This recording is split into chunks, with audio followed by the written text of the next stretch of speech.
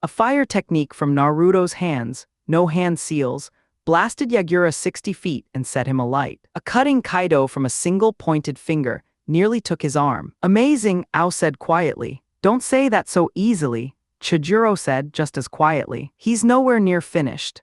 Yagura pulled back and began to transform fully. The ground cracked. He swelled into the three-tailed form, shell and all, crab-like and enormous.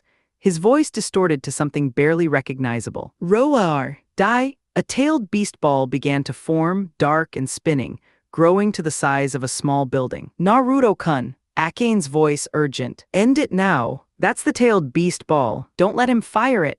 Naruto moved to close the distance, but 3 of Yagura's water clones converged on him from all sides, holding him in place. Yagura fired. No, Mei yelled, already moving. Her squad was moving. They were not going to get there. The ball hit. The explosion lit up the pre-dawn sky. Sound arrived a half-second behind, a physical wave that knocked 2 rebels off their feet. Dust and heat washed over them. When it cleared, there was a crater in the field where Naruto had been standing, and nothing moving inside it. Mei's chest did something she didn't have a word for. Damn it, she said, almost inaudible. Damn it, you promised?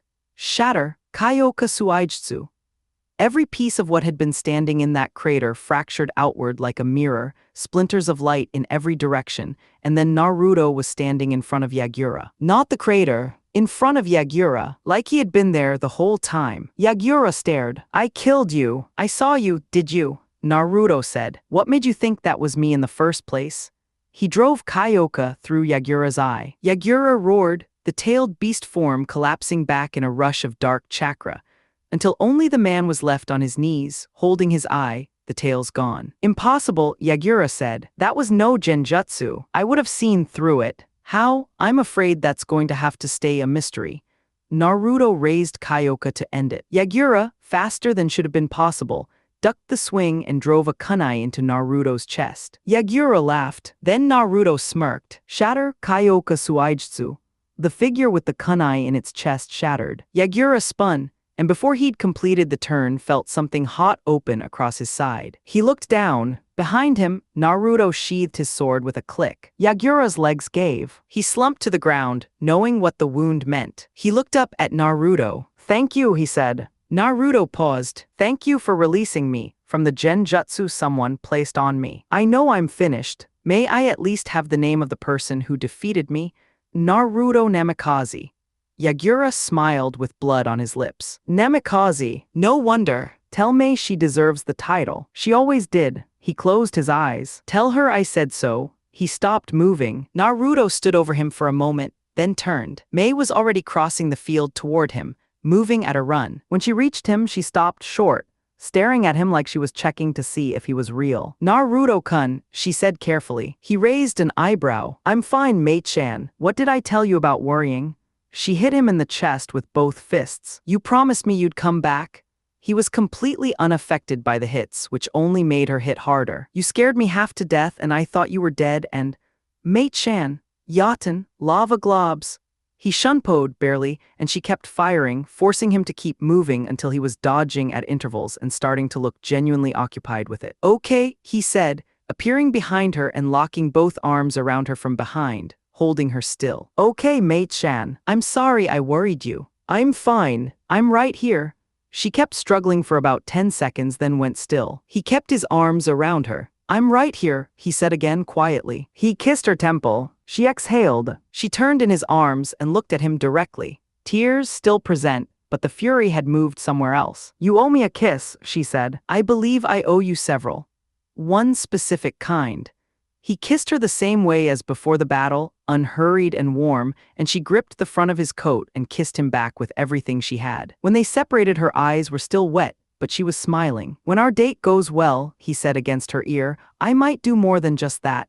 She shivered. He stepped back and looked at her. Yagura told me something at the end. He wasn't himself. Someone was controlling him. A genjutsu powerful enough that he couldn't break it on his own. Whoever placed it made your whole war happen. Mei went still, the smile fading. Do you know who? Not yet. But they were powerful enough to hold a Jinchuriki in that kind of suppression. We'll need to account for them eventually. What do we do now? Naruto looked across the field at Ao and Chijiro and the surviving rebel squad, all standing at a cautious distance, all watching him with expressions that ranged from stunned to reverent. "Now," he said, "you go be a Mizukage." Somewhere in the elemental nations, a masked man grabbed his head, swayed, then steadied. A tall figure with violet eyes stepped out of the dark beside him. "Leader Sama, are you well? Yagura has died."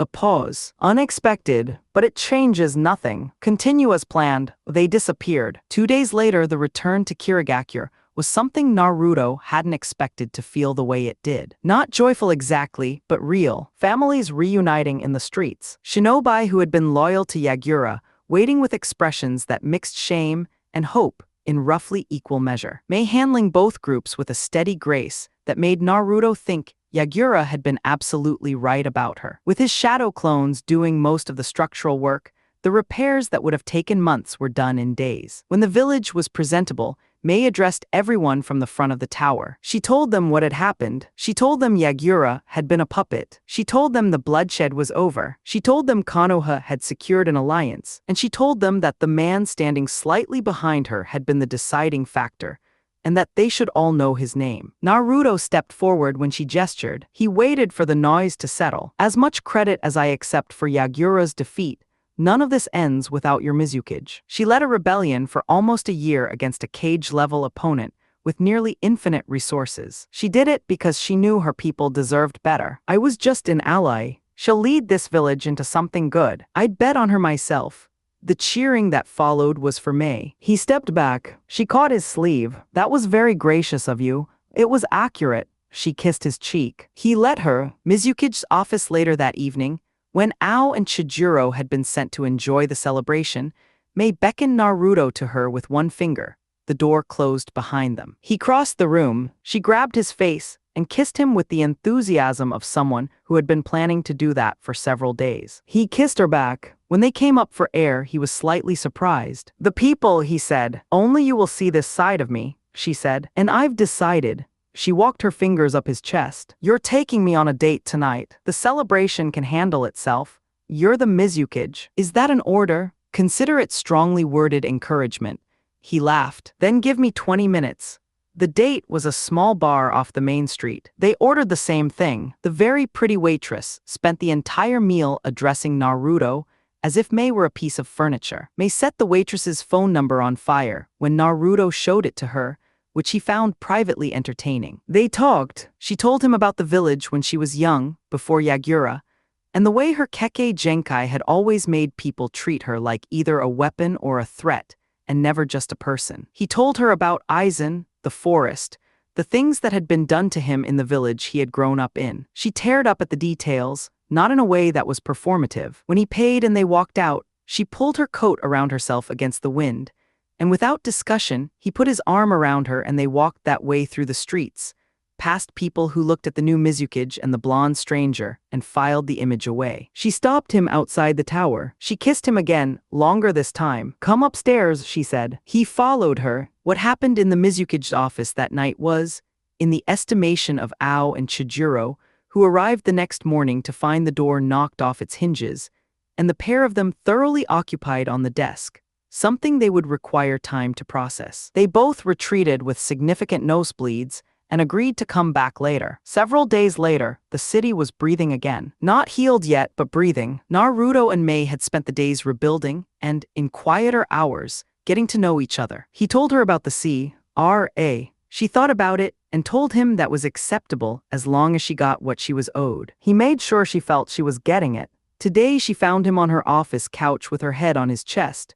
No particular agenda. He was playing with her hair. She was thinking about how little she'd wanted any of this 3 weeks ago, and how completely different she felt right now. "You have to go back soon," she said. "In the morning." She turned her face into his chest. After a moment, he tilted her head up. "The Chunin exams are in a month. You'll be there as the Mizukage." "I will. Then I'll see you there." She reached for him. He moved to give her room, and they spent the rest of the afternoon the way they had been spending their time together. The next day, the gate was crowded. Word of what Naruto had done had spread with the particular speed that legends travel. Shinobi who had followed Yagura stood respectfully aside. Civilians who had been afraid to leave their homes 2 weeks ago watched from windows and doorsteps. Several Kunoichi openly assessed him. Ao and Chijiro were there, still unable to meet his eyes without a slight discoloration of the face. May stood in front. She walked out from the crowd and hugged him, and tears came before she could do anything about them. He lifted her face and kissed them away, then kissed her properly, and she gripped him hard enough to feel real. "I'll try to visit when I can," he said. "You will," she said, with the tone of someone issuing a standing order. Ao stepped forward formally. "Naruto-san, on behalf of Kirigakure, we are grateful. Know that this village is always open to you. Thank you. This village will be something good, especially with Mate Shan as Mizukage." He looked at her one last time. "I love you," he said. Before she could answer, he shunpoed away. She stood at the gate with her hand not quite to her mouth and said, very quietly to the empty space where he'd been, "I love you too, Naruto-kun." Chapter 7, End of a War. Onward to wave the body in the crater shattered. Not crumbled, not collapsed, but shattered like glass, pieces of light dispersing outward. And then Naruto was standing directly in front of Yagura, an inch from his face. Yagura's mouth was open. He had watched his tailed beast ball destroy this person. He had seen him stop breathing in the rubble. "Tell me," Naruto said pleasantly, "what made you think that was me in the crater?" Yagura was already reacting, drawing on the last of his chakra, driving his feet into the ground to push himself forward. He stabbed a kunai through Naruto's chest and felt it connect. Naruto smirked. "Shatter Kyoka Suijutsu." The figure dissolved. Yagura had one moment of incomprehension before something hot opened across his side, and the ground came up to meet him. He looked up. Behind him, Naruto clicked Kyoka home in her sheath and waited. Yagura knew what the wound meant. He slumped down. He looked up at the person who had beaten him. "Thank you," he said, blood on his lips, "for releasing me from the genjutsu someone put on me." He paused, breathing getting slower. "I wasn't myself. I know that now. May I have the name of the person who defeated me?" "Naruto Namikaze." Yagura smiled. "Namikaze. No wonder." A pause. "Tell May she deserves the title. She always has." He didn't say anything else. Naruto stood over him for a moment, then turned. May was crossing the field at a run. She stopped in front of him and stared, doing that particular kind of inventory that people do when they need to confirm that what they're looking at is real. "I told you I'd come back," Naruto said. She hit him in the chest. He stood and took it, since he didn't feel it, while she worked through the emotional backlog of the past several minutes. When she fired lava at him, he did have to start moving, and he let her exhaust it while staying just ahead, until he appeared behind her and locked both arms around her firmly. She thrashed for a moment, then went still. He held on. He kissed her temple. She exhaled against his grip. "I'm right here," he said. "I'm fine." After a long moment, she turned and looked at him directly. He saw the tears still there and didn't comment on them. "You owe me a specific kind of kiss," she said. He gave it to her. She kissed him back hard, both hands gripping his coat. When they separated, he spoke against her ear. "When our date goes right, I might do considerably more than that." She shivered. After the battle, after May's speech, after the city began to breathe again, they celebrated. Later, alone in May's office, she told him the date was happening that night. He said he'd be there in 20 minutes. She was ready in 25, because she was going to look right for this, and it took as long as it took. They ate in a small bar off the main street. The very pretty waitress spent the meal addressing Naruto as if May weren't present. May set the waitress's phone number on fire when Naruto showed it to her, which he privately found funny. He told her she was 1,000 times more interesting than the waitress, which was true, and she kissed him in the street outside because she believed him. They ended up in her office and didn't leave until morning. Several days later, he told her he had to go back to Konoha. She spent those last hours in the way they had been spending their time.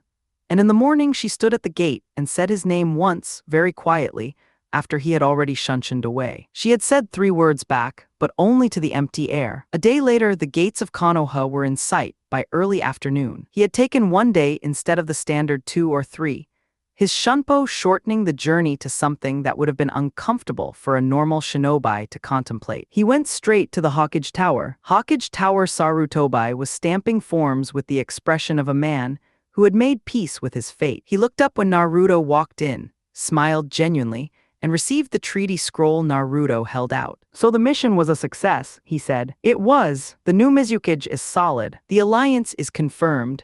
Naruto sat down across from him. "Now tell me about Uzashigakure, Jai Jai." "You were in the middle of explaining." Sarutobi sighed. "Yes. Well, your mother was not born in Konoha. She came from Uzashigakure. a village with a long history in Fuinjutsu and remarkable longevity. An extraordinarily skilled people. She came here because of the special chakra she carried and because she was to become the next Jinchuriki of the Kyuubi. He paused, and Yuzushiagakure itself was destroyed. Years ago, a coalition of nations who feared the clan decided to remove the threat at the root. Naruto absorbed this, so the village is in ruins somewhere. What's left of it, yes. Sarutobai's expression shifted as a small pug with a Konoha Hirai-8 appeared from nowhere, dropped a scroll on the desk, and left. Sarutobai read it and sighed. I'm afraid Yuzushiagakure will have to wait. It seems Team 7's C-rank mission to Wave Country has escalated significantly. They've encountered Zabuza Momoichi, former member of the Seven Swordsmen of the Mist. Team 8 is there as well as a joint mission, and both teams are struggling. Naruto took the map Sarutobai handed him. How quickly do you need me there? As quickly as possible. I know you just returned from a war. I'll go. He was already folding the map. But when I get back, you finish telling me about Yuzushiagakure. You have my word. He walked out of the tower and shunpoed toward Wave Country. With teams 7 and 8, Kakashi had one problem that was worse than being trapped in a water prison. Being trapped in a water prison while a water clone of Zabuza fought Kurenai, who was running out of both chakra and options. Kurenai had a problem that was worse than running out of chakra. Zabuza's clone had stopped playing around. It was faster than her, stronger than her, and immune to her genjutsu entirely. She tried one more time to land a roundhouse. The clone caught it, came up under her guard, and sliced her across the side. She hit a tree and slid down it. She tried to hold on to consciousness, and found she was running low. Well, Zabuza's clone said, walking toward her. The genjutsu mistress of Konoha. Can't say I expected you to last this long. She closed her eyes. Her last coherent thought was something like regret about the jacket, and the date she hadn't gotten to have yet. She opened her eyes again. The clone had stopped moving. Someone was standing between her and it. Someone tall, in white, with a sword. She stared at the back of Naruto's head and thought, of course it was him. Normal point of view, Zabuza's clone looked at this new arrival and calculated. Who are you? A name you don't need yet. I was sent to back up the man you've got in that prison and the woman you just hurt. Naruto's hand rested loosely on Kyoka's hilt. He took a moment to look at Zabuza. Large, built for the sword he was carrying, brown eyes that assessed rather than reacted. Bandages up to his cheekbones, the Hirai-8 worn sideways, which meant he had his own history with the village he once served. Are you any good with that sword? More than you'll be able to handle, Zabuza said. Let's find out, he shunpoed. What happened took approximately 1 second. By the end of it, the water clone had dispersed, which meant Zabuza's attention was split, and Kakashi's water prison lost its support and collapsed. Kakashi hit the ground, already moving. Naruto was standing behind where the clone had been, having done nothing more dramatic than appear there and use a single precise cut. He held Kyoka up. Blood dripped from the tip. Zabuza looked at his arm. The cut was exactly 1 inch from the artery. He heard Naruto's voice, "Look where I struck you." He looked. His arm could have been severed at the elbow. He had not seen the man move. I'm curious, Naruto said, sheathing Kyoka. You clearly have skill. The sword especially. Would you show me what you can actually do? He said it with the mild interest of someone who has already decided the outcome and is curious about the aesthetics. Zabuza said nothing. The little masked figure he'd brought appeared at his shoulder with senbon already in hand. Tiny needles, Naruto understood before they'd finished flying. Paralytic, Zabuza went down and didn't get back up, and the masked figure was already scooping the body. Hunter Nin, the figure said. He belongs to the registry now. Thank you for weakening him. They were gone before anyone could form a sentence. Naruto checked Kurenai's pulse, noted the cut on her side, performed a brief healing kaido that closed the wound, and then lifted her. Is your sensei going to be all right? Hinata asked. He looked at her and smiled. She blushed, which was apparently still operational even under combat conditions. Just exhausted. The cut's sealed. She'll wake up soon. He looked at Kakashi, who was doing his single-eye expression of someone processing several things at once. Naruto, Kakashi said. Kakashi-san, Jai sent me. I gathered.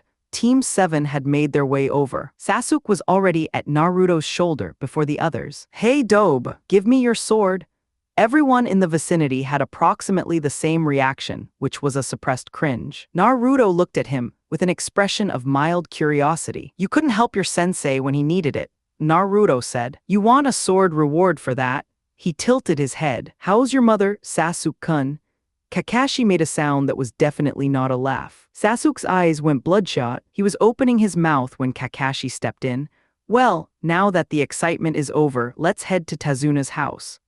Tazuna, the bridge builder, was still standing with his jaw slightly open. He looked at Naruto, then at his hands, then at Naruto again. Lead the way, Naruto said. They walked. Kurenai woke up while he was carrying her, felt his chest, assessed the situation, decided she was going to stay exactly where she was, and went back to pretending to sleep for another several minutes before the guilt got to be too much. When she finally shifted and looked up at him, he glanced down and smiled. She blushed. You didn't have to carry me. You couldn't walk. Seemed logical. I could have walked. Your legs gave out twice in that fight. I watched. She had no effective counter to that. She settled for looking at the side of his face in the evening light and thinking about several things she was not going to say out loud. Hinata, walking 3 feet behind them, was having distinct opinions about where Kurenai's head was currently resting. Tazuna's house, they were met by Tsunami, Tazuna's daughter, who was alarmed by the state of her visitors and began immediately organizing things. Rooms were found. Naruto set Kurenai in a bed, kissed her forehead,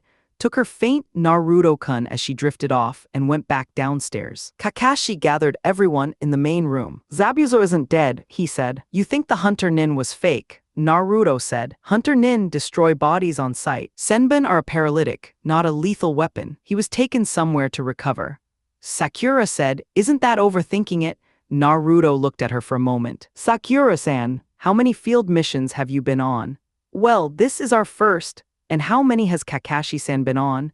She started to see where this was going. A lot, probably. So why are you questioning his logic? Sakura's mouth closed. Sasuke snorted, apparently deciding to join the conversation. Please, he's just a genin, same as us. What combat experience does he have?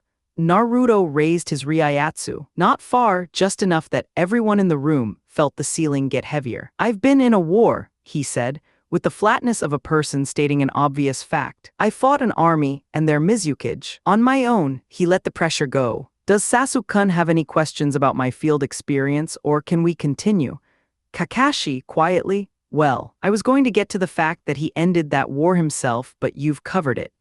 He produced a small black book from his vest and tossed it to Naruto. Page 256. Naruto turned to it. The entry had his height, his general abilities as assessed from the Kiri mission, and a bounty figure that was very large. At the bottom, known accolades.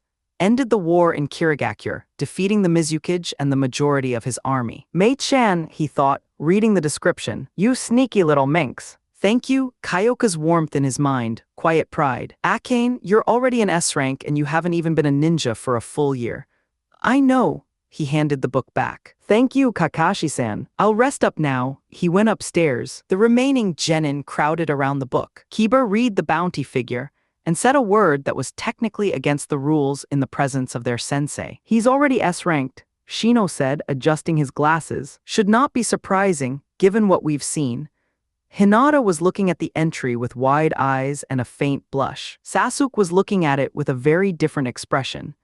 The specific expression of someone filing away a new threat and updating their plans. The next morning training began. Kakashi's team did tree walking. Kurenai's team moved to water walking on a nearby pond, since they'd already done the trees. Naruto helped where he could.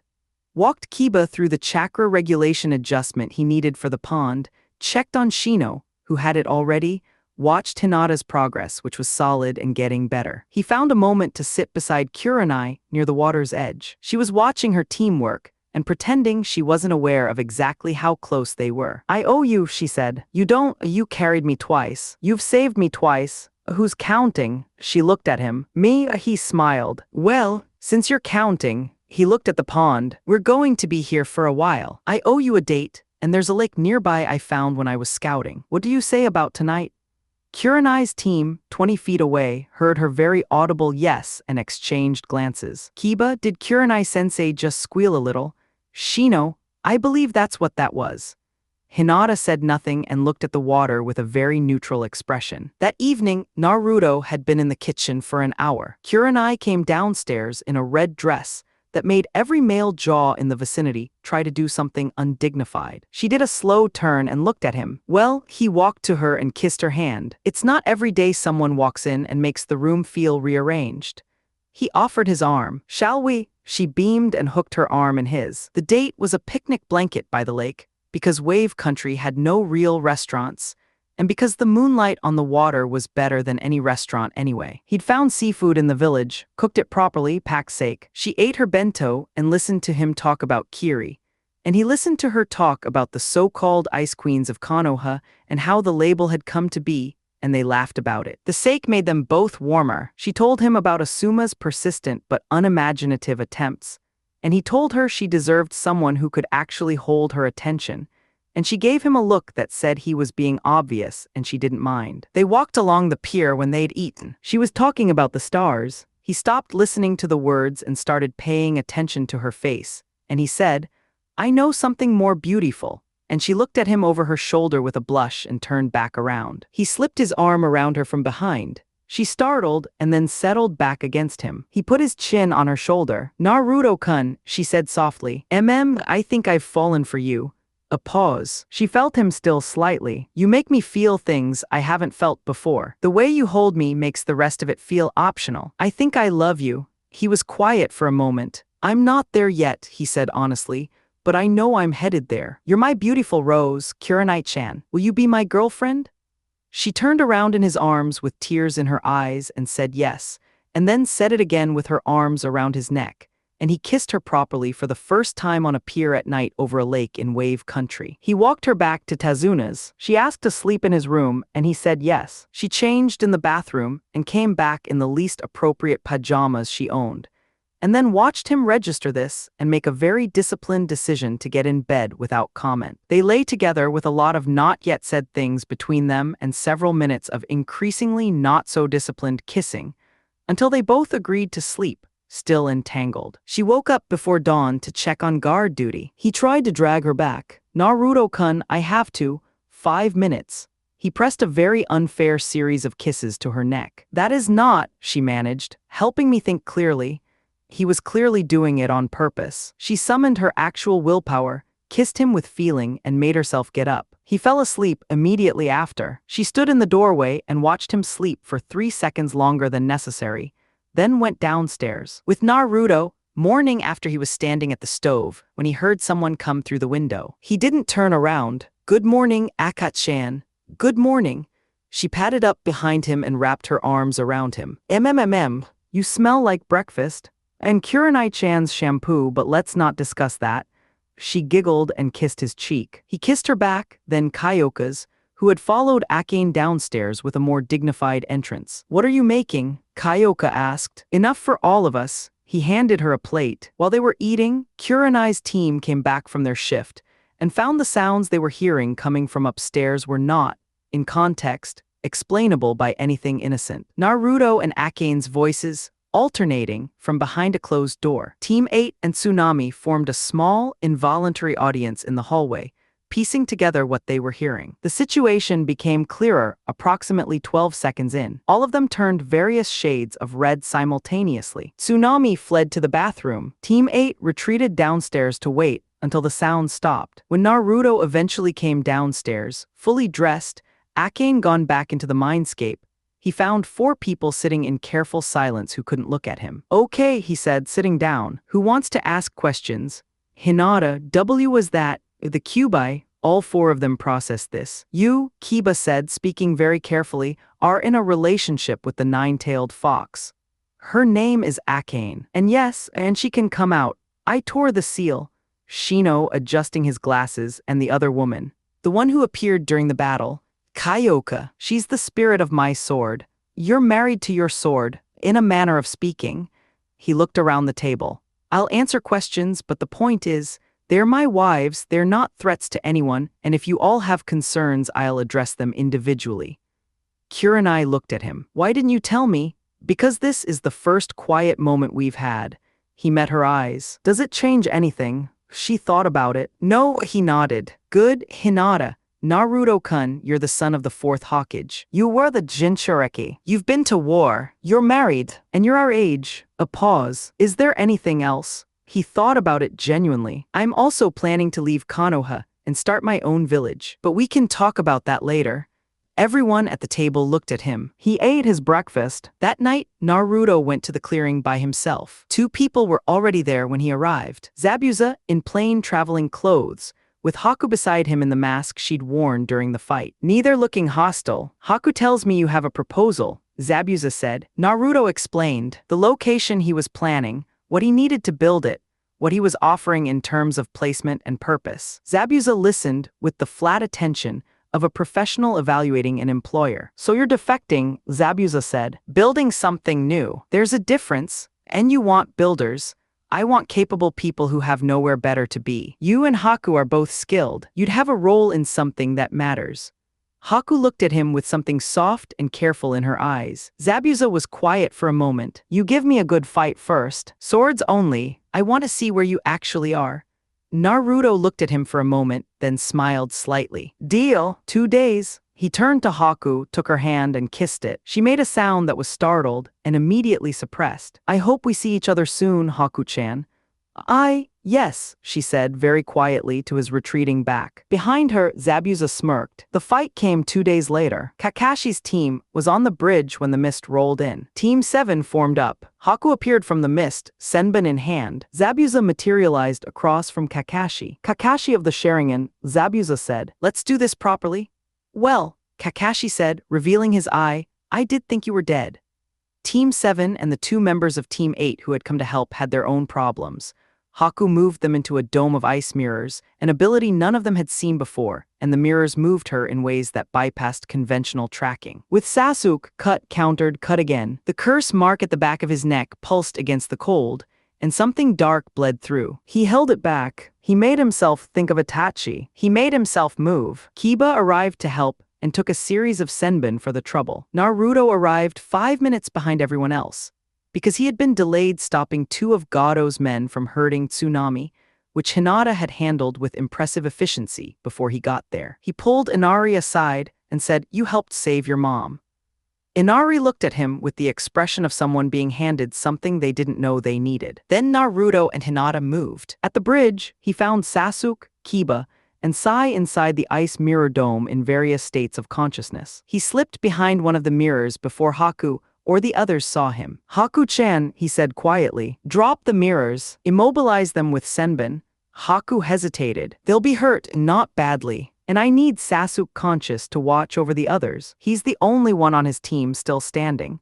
She looked at him through the mirror's edge, then nodded. The dome came down. Senbon dropped Kiba and Sasuke simultaneously. Naruto came out from behind the remaining mirror structure and looked at Haku. Stay close and hidden until I'm done with Zabuza. Then come out, she nodded. He went. Kakashi had Zabuza in Kurenai's Genjutsu and was building his Chidori. Naruto appeared between them in the time between one step and the next, pointed 2 fingers at Kakashi and said, Bakudo no. One sigh.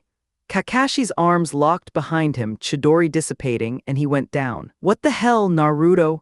I want the fight, Kakashi-san. He looked at Kurenai. Both of you, please go to Tazuna.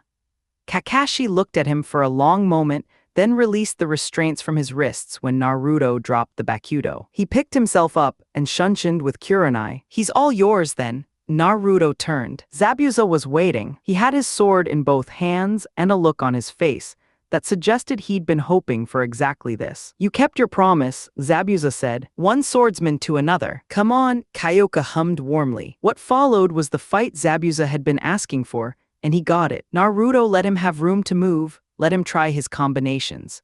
Let the mist technique roll in before dispersing it with a Ryatsu flare that made the fog simply surrender. Zabuza's water dragon techniques were A rank, and Naruto used a single Hado spell to shred one in half and send the pieces back. Zabuza landed a water clone trap that should have caught Naruto and found nothing inside it. He heard the click of a sheath behind him. Too slow, Naruto said, and cut him twice across the back of the calves. Zabuza went to one knee, got back up, made a water clone, pressed from 2 angles simultaneously, brought both blades down. He stabbed nothing. The afterimage dispersed. He felt something cold across his neck and stopped moving. Forfeit, Naruto said. Zabuza was silent for 3 seconds. Fine, he straightened up. That's the first time I've said that in a very long time. Your technique is good. You're just not faster than I am. No, he looked at the sword in its sheath. I want to learn that technique you used. The one where your body shattered. That's a longer conversation. And it comes with joining. Zabuza thought. The war in Kiri is over. Ended. New Mizukage is a woman named Mei Terumi. Tell her I sent you and she'll receive you.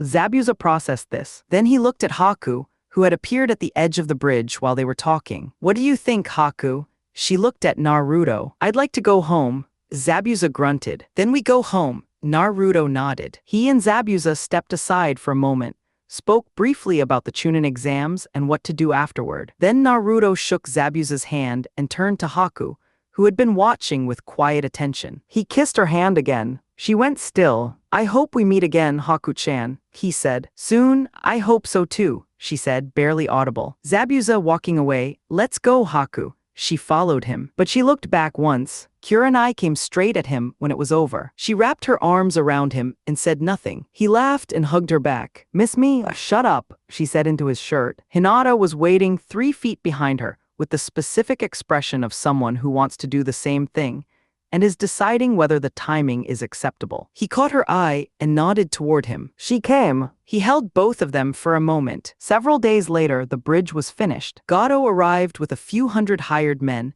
and made a speech about killing everyone present. Naruto ended the speech by removing the speaker's head, then raised his Ryatsu over the assembled thugs until most of them were on the floor. He drew Kyoka, Hiratsume, Neijiri.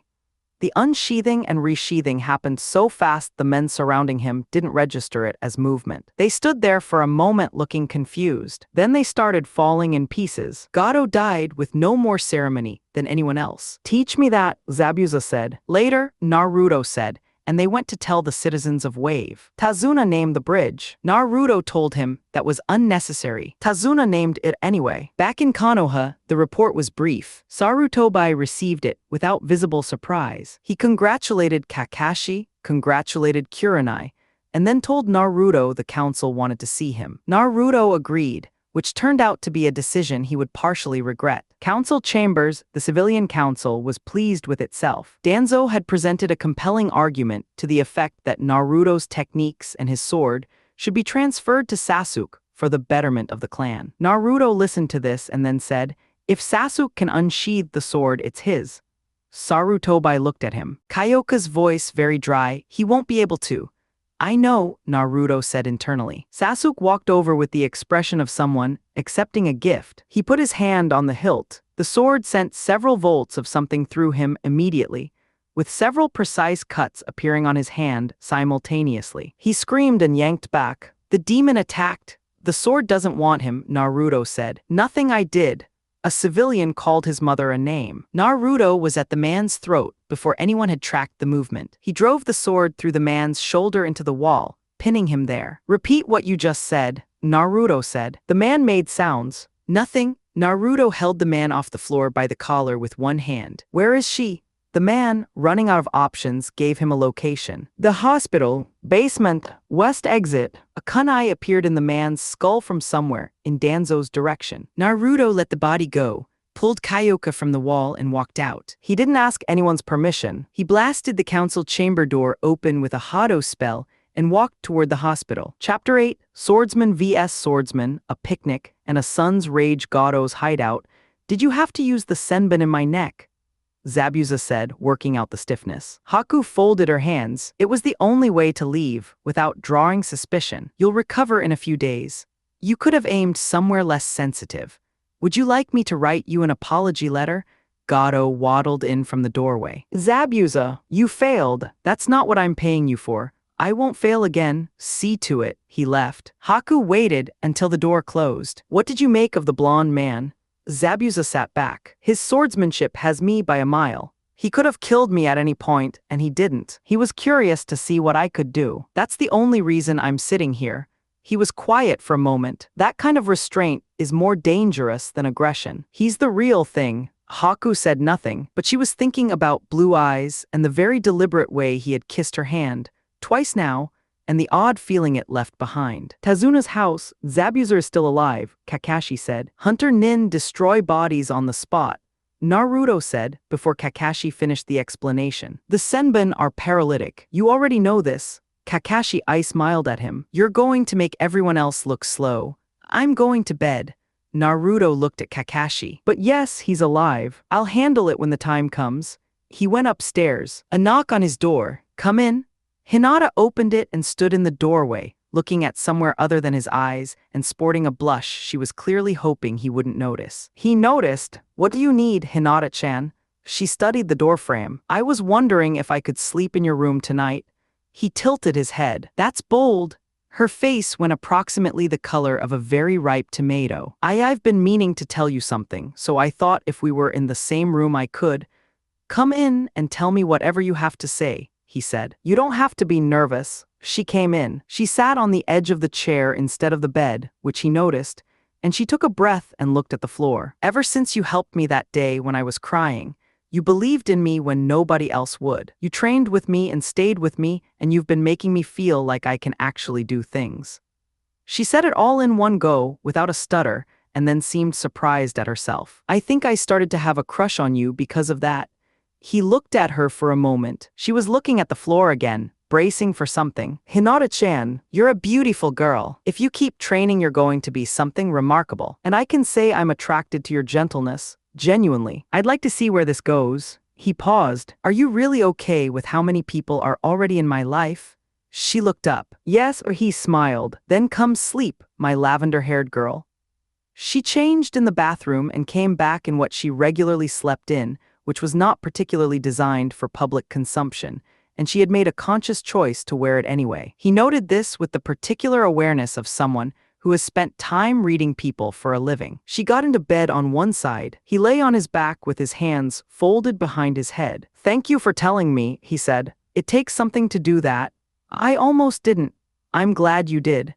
She smiled at the ceiling and fell asleep with both hands pressed together under her cheek. In the morning, she woke up with something poking her lower back. She reached behind herself, assessed the situation, and released it immediately with a small sound. You didn't think I'd notice, Naruto said. She made a sound that was not a word. If you wanted to use what you just grabbed, you should have said so. She buried her face in the pillow. He laughed. They got up and went downstairs to breakfast. Training Kakashi's team did tree walking. Team 8 did water walking. Naruto circulated. When Kiba couldn't regulate his chakra output for the water surface, Naruto walked him through the adjustment the same way he'd explain a technique to someone who learned by doing. Short, specific, demonstrable. Kiba got it in 3 tries. Man, you're actually a decent teacher. Don't spread that around. He found Kurenai sitting alone by the bank a while later, watching her team. He sat beside her close enough that their shoulders were almost touching. She went a little still. I owe you a date, he said. Yes, you do. What do you say about tonight? I found a lake while I was scouting. Good view. She didn't answer immediately. He looked at her. She was smiling at the water. Yes, she said. Tonight. She said it very specifically to the water, not him, but he heard it fine. The picnic was everything he'd intended it to be. Seafood because she loved it, sake because wave country. Moonlight on the lake because he'd scouted it specifically. She talked about the Ice Queen's reputation, and he asked her questions until she was laughing and not thinking about being careful. They walked the pier. She was looking at the stars. I know something more beautiful, he said. She looked back at him over her shoulder. He slipped his arm around her waist. She startled, then settled. He put his chin on her shoulder and looked at the water with her. Naruto-kun, she said. I think I've fallen for you. Steady voice. She'd made the decision to say it, and now she was saying it. You make me feel things I haven't felt before. When you hold me like this, everything else goes quiet. I think I love you. He was still for a moment. I'm not there yet, he said, but I can feel it coming. Will you be my girlfriend until I catch up? She turned in his arms. Her eyes were bright. Of course. He kissed her for the first time on a pier in wave country, with the moonlight on the water and nothing particular around them, and it was better than any restaurant would have been. She asked to sleep in his room when they got back. He said yes. She changed into the least conservative thing in her bag. He made a disciplined decision about it, got into bed, and then made approximately 4 more decisions of gradually decreasing discipline across the next hour. They agreed, eventually, to sleep. He kept his arm around her. She fell asleep first. In the morning, he was slow to let her go. She threatened to go check on guard duty. He kissed her neck twice, and she told him very firmly that was not helping, which they both understood as a form of compliment. Some days later, on a night after dinner when Inari said something about pain that he shouldn't have, Naruto walked outside. He found a clearing and sat in the grass and closed his eyes and went to the mindscape, where Akane and Kyoka immediately buried him in hugs and let him sit between them without asking him to explain anything. After a while, the three of them went upstairs to the bed,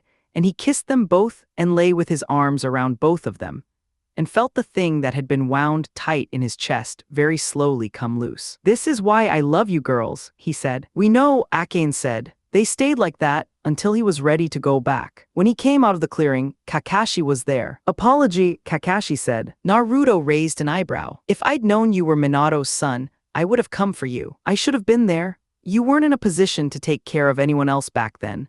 "No." Kakashi's single eye was direct. "But I am now. If you need anything, I'm there." "That's not negotiable."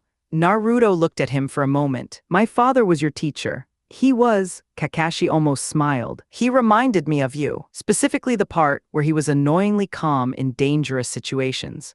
Naruto laughed once, quiet. "Then we'll both be there for each other." "That's how it works." They walked back together. The next day after training, Sasuke caught up with Naruto on the path back. He brought a kunai. The confrontation was brief. Naruto dropped Sasuke with a single tap from the flat of his blade before Sasuke finished his wind-up, and stood over him with his Ryatsu just high enough to make the point clearly. "That's the difference between us," Naruto said. "Get up, watch over your teammates." Sasuke, flat on the ground. "Why are you even helping me? I don't want it. I made a promise to someone." He stepped back. "And I used the word if very loosely. Next time, handle it yourself." He walked away. Sasuke watched him go with the specific expression of someone reassessing every calculation they've made about a person. That night, the meeting at the clearing. Zabuza listened to the whole thing without interrupting, which Naruto had not expected. "All right," Zabuza said. "We're in. One condition. The fight." "Yeah." 2 days. Haku was quiet on the walk back to the hideout. She kept seeing blue eyes and the way he'd smiled at her, and she kept telling herself she barely knew him, which was true and increasingly unhelpful. 2 days later, the fight. Naruto let Zabuza have it properly. He didn't humiliate him. He matched him technically and then exceeded him by enough to make the gap clear.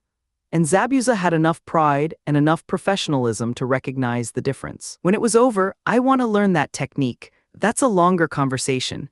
"Yeah, but I want it."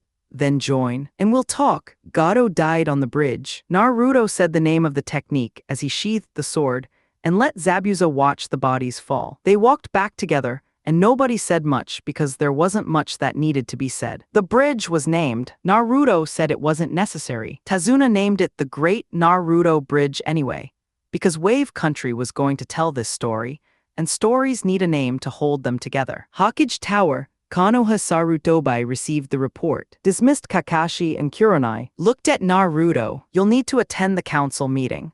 Naruto agreed, which was a decision he would not be able to unmake. Council Chambers Danzo's proposal was clinical in the way that purely opportunistic ideas tend to be. Sasuke was the last male Uchiha. The clan needed preserving. Naruto's techniques should therefore be transferred. The Civilian Council found this reasonable. The Shinobi Council found it embarrassing. Sarutobi found it exhausting. Naruto said, "If Sasuke can draw the sword, it's his." Kyoka's voice, "He won't be able to."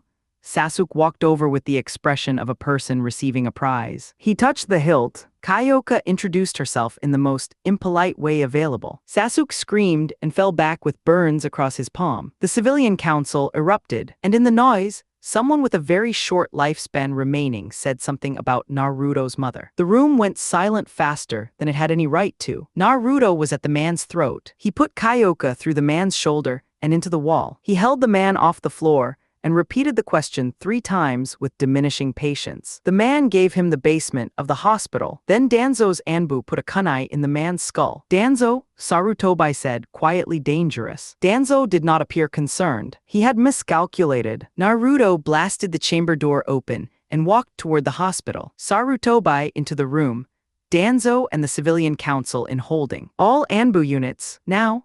The hospital. Naruto walked through the entrance with his Ryatsu at a level that put every person in the building on their hands and knees. He found a doctor still upright by luck and held him by the collar against the wall until the man told him what he needed to know. The basement, west exit, steel door. He went down the stairs. 4 Root Anbu at the door. They told him to stop. He didn't stop. He was behind all 4 of them before any of them managed to draw. The click of his sheath. The door was reinforced plate. He backed up, gathered Ryatsu in his palm, said the incantation, and the door became smoke. He walked through. The room was small and plain and smelled like antiseptic and neglect. In the center was a hospital bed. In the bed was his mother. He ran to her. She was thinner than the photograph, paler. Her hair had lost its shine, but she was breathing, and the monitors that Danzo had attached to her were the only reason he didn't turn around and finish the work he'd started upstairs. He took the Roman 4 out one by one, careful, and took her hands in his and looked at her face. How do I wake her up, he thought. Akane and Kyoka conferred. Kyoka said, very carefully, when you materialized me from the sword, you used the Hagioku's power combined with your Ryatsu. Maybe the same principle applies here. He thought about the risk. He thought about her dying because he tried something that didn't work. His chest went tight in a way that had nothing to do with technique. His head started to pound. He grabbed it with both hands and closed his eyes. The pain was bad enough that he went under. Mindscape white void. The Hagioku's realm. Finally, young Naruto. A voice said, deep, calm, already present. Naruto looked around. Nothing. I know what you are. Yes, I believed you would, eventually.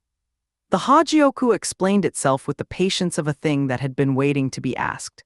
Created by Aizen and Kisuke Urahara in different iterations, brought together, capable of manifesting deepest desires, and yes, capable of doing what Naruto needed done. But not without cost. Every time you draw on my power, the Hagioku said, the darker aspects of your nature are amplified. Aizen's corruption was a gradual thing, but it was this process. His drive for godhood was already present. I simply fed it, and if I use it to wake her up, then the process begins. It can be held at bay by love and purpose. Aizen had neither in the end, and if it isn't held at bay, madness. Eventually death, and then I find the next host. Naruto looked at where the voice was coming from, and if it is held at bay, the pause, then you become what Aizen wanted to be. Something no one can threaten. Not gods, not kings, just power in service of something that matters to it. Naruto made his decision without much deliberation. Wake me up. Back in the room, Akane and Kyoka were crouched over him, crying. He opened his eyes and touched their faces before either of them registered he was conscious. Why are you crying?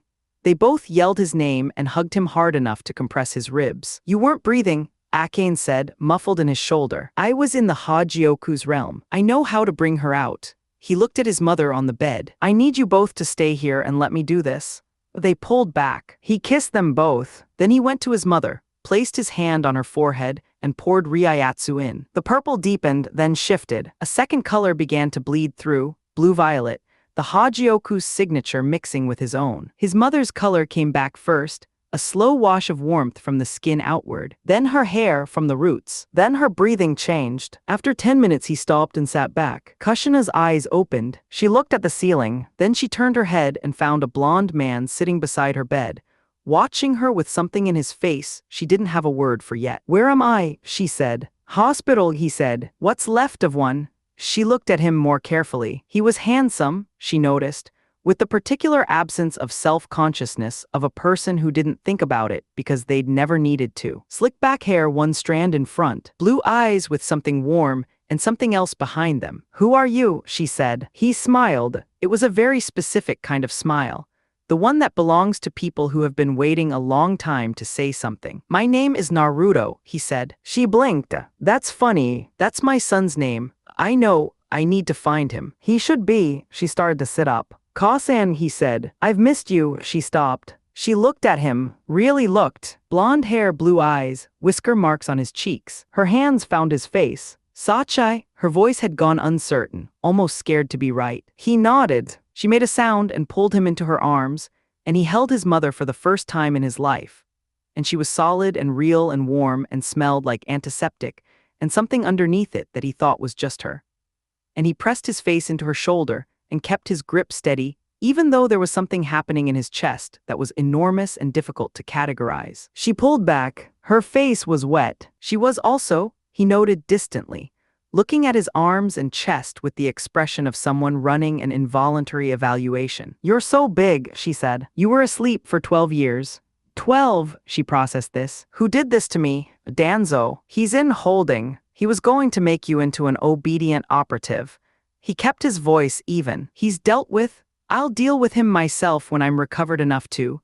"He's dealt with," Naruto repeated, and there was something in his tone that closed the subject. She looked at him differently then. Still her son, clearly, but also something else. Something she was beginning to understand. "Can you walk?" he said. She tried. Her legs didn't cooperate. He caught her before she fell and picked her up in a bridal carry, and she made a sound of protest, and then gave up on it because he was already moving and she didn't have the leverage to object. She looked at the ceiling while he carried her and thought about how safe she felt, and then thought about how strange it was to feel safe in the arms of her son when she had just woken up and didn't know where she was, and then thought about the way her heart was doing something it had no business doing, and then decided to think about something else. She asked about his technique. He told her about Shunpo. She told him about his father's Hurashin. "Mine's better," he said. "I don't need to throw kunai." She laughed. It was the first time she'd laughed in 12 years, though she didn't know that. It felt good. Namikaze compound, he brought her home. Let her change. Let her walk around and reorient herself to the house she had left 12 years ago. Made dinner. They ate mostly in silence, because 12 years is a lot of silence to begin filling. After dinner in the living room, "Your loyalty to this village," he said. "Where does it stand?" She thought about it. "They kept me in a basement for 12 years. Not high. I want to rebuild Uzushiogakure, your home village, and I'm going to leave Konoha to do it." She stared at him. "How are you going to? Shadow clones. Hundreds of them. I know where to start looking. Jai Jai gave me the location." She started to object about the danger. He let her get most of the way through it before he mentioned that he had beaten Saru Tobai in a spar and had recently ended a civil war by himself. She stopped. "You beat the Hawkage on the first attempt. He's a good man. He was just outmatched." A long pause. Then she got up and hugged him, hard face in his chest. "I'll come with you," she said. "Wherever you go." He pressed his lips to the top of her head. "Good. Now let me show you something." He stood back and let Akane and Kyoka materialize. Kushina looked at them. She looked at the red-headed one for a long moment. "Aka-chan," she said, disbelieving. Akane smiled. "Kushi-chan?" She crossed to her and wrapped her in a hug, and Kushina put her face in Akane's shoulder and made a small sound that was 12 years of history and weight releasing all at once. Naruto watched them and felt something settle in him. After introductions, after the explanation, after Kushina's various exclamations and questions, she went upstairs to the main bedroom. He told her he'd made up the guest room for himself. He checked in on her, helped her find the light, kissed her forehead the way you would, and went to leave. She caught his hand. She was sitting on the edge of the bed in very small pajamas that she had not thought through until this moment. "Thank you," she said, "for finding me." "I was always going to find you," he said. He went to the door. He paused with his hand on the frame, already half out. He looked back at her. She had her hands folded in her lap, and she was looking at them with an expression he couldn't quite read. "Good night, Kasan. Good night, Naruto-kun." He closed the door. In the hallway, he stood still for a moment, then walked to the guest room and thought about several things he was not going to examine tonight. He got into bed and opened the mindscape. Akane was lying on the bed waiting for him. She said nothing when he lay down beside her, just turned and kissed him slowly. He kissed her back. "She's beautiful," Akane said eventually. "She is, and you're trying not to think about it."